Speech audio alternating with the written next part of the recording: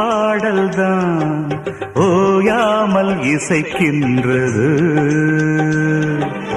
இரு கண்ணிலும் உன் ஞாபகம் உறங்காமல் இருக்கின்றது.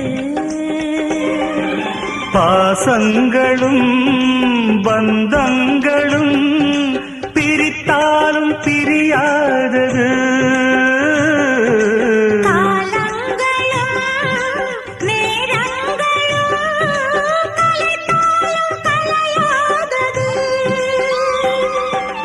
ஒரு ஜீவன்தான் உன் பாடல்தான் ஓயாமல் இசைக்கின்றது.